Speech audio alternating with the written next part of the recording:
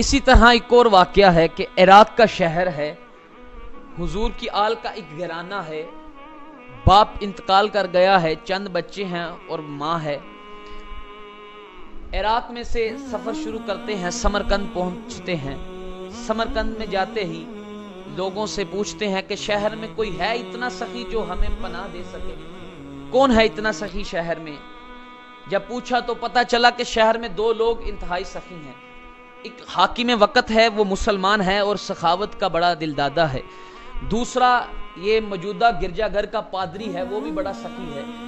اب آل رسول ہے، سوچتے ہیں عیسائی پادری کے پاس کیا جانا ہے، چلو بادشاہ وقت کے دربار میں چلتے ہیں۔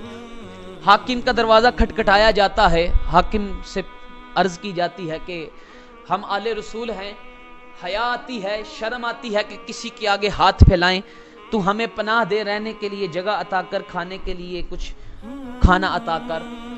تو حاکم وقت پوچھتا ہے تمہارے آج کل تو ہر کوئی خود کو سید کہے پھرتا ہے، تمہارے پاس کیا سند ہے کہ تم سید ہو؟ کوئی سند ہے تمہارے پاس کہ تم سید ہو سکتا ہے تم جھوٹے سید ہو۔ تو اتنا سننا تھا، روتے ہوئے آل رسول کا گھرانہ سید زادے وہ حاکم وقت کے دربار سے نکلتے ہیں۔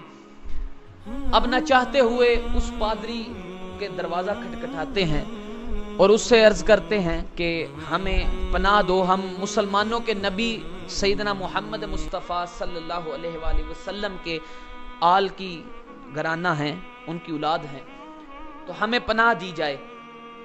اب پادری اتنا سنتا ہے تو اپنی بیوی کو کہتا ہے کہ انہیں اپنے گھر لے جائیں اور کھانا کھانے کو دو، پہننے کے لیے کچھ کپڑے دو، سونے کے لیے بستر کا انتظام کرو۔ اب وہ بڑے اچھے طریقے سے ان کی مہمان نوازی کرتا ہے۔ رات ہوتی ہے، حاکم خواب دیکھتا ہے کہ جنت میں ہے اور ایک بڑا عالیشان خوبصورت محل ہے اور ہیرے جواہرات سے مزین ہے۔ اس محل کے سامنے کریم آقا صلی اللہ علیہ وآلہ وسلم تشریف فرما ہے۔ آقا سے عرض کرتا ہے کہ سیدی یہ محل کس کا ہے؟ تو کریم آقا صلی اللہ علیہ وآلہ وسلم ارشاد فرماتے ہیں کہ یہ مومن کے لیے بنایا گیا محل ہے۔ تو کہتا ہے آقا مجھے عطا فرما دیجئے، میں بھی تو مومن ہوں۔ تو کریم آقا فرماتے ہیں بتا تیرے پاس کیا سند ہے کہ تو مومن ہے؟ اللہ اکبر۔ فرماتے ہیں تو نے میری آل سے ایک شہزادی آئی ہے تیرے ہاں اپنے شہزادوں کو لے کر، تو اس سے پوچھتا ہے کہ تیرے پاس سید ہونے کی کیا سند ہے، بتا تیرے پاس مومن ہونے کی کیا سند ہے۔ اب اتنا سننا تھا، زارو قطار چیخنے لگا، رونے لگا۔ حضور نے فرمایا میری آنکھوں سے دور ہو جا۔ خواب سے اٹھا تو بال نوچنے لگا، یہ میں کیا کر بیٹھا۔ پتہ کروایا کہ وہ خانوادہ آل رسول کے فرزند کہاں گئے، پتہ چلا کہ پادری کے گھر چلے گئے ہیں، پادری نے بنا دی ہوئی ہے۔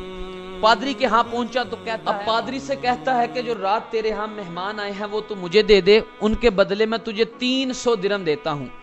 پادری آگے سے کیا بتاتا ہے اور کتنا خوبصورت جملہ فرماتا ہے، کہتا ہے دور ہو جا میری نظروں سے، تو 300 درہم کی بات کرتا ہے، خدا کی قسم 1.25 لاکھ بھی دے گا تو میں تجھے وہ مہمان نہیں دوں گا۔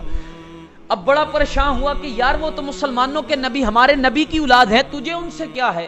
تو پادری کہنے لگا رات جو خواب تو نے دیکھی ہے اس خواب میں بھی تھا، فرق صرف اتنا تھا تجھے حضور نے اپنی آنکھوں سے دور کر دیا تو پھر میری طرف متوجہ ہوئے اور فرمانے لگے کہ تو نے میری آل کو پناہ دی ہے، میں تجھے جنت میں گھر کی بشارت دیتا ہوں، یہ محل تیرے نام کرتا ہوں، تو نے میری اولاد کو کھانا کھلایا ہے، تجھے جنتی کھانوں کی نوید سناتا ہوں۔ اے حاکم وقت سن، میں اور میرا تمام گھرانہ کلمہ پڑھ کر مسلمان ہو چکے ہیں۔ تو دیکھو حضور سے، حضور کی آل سے، حضور کی اولاد سے محبت کا کیا صلہ ملتا ہے۔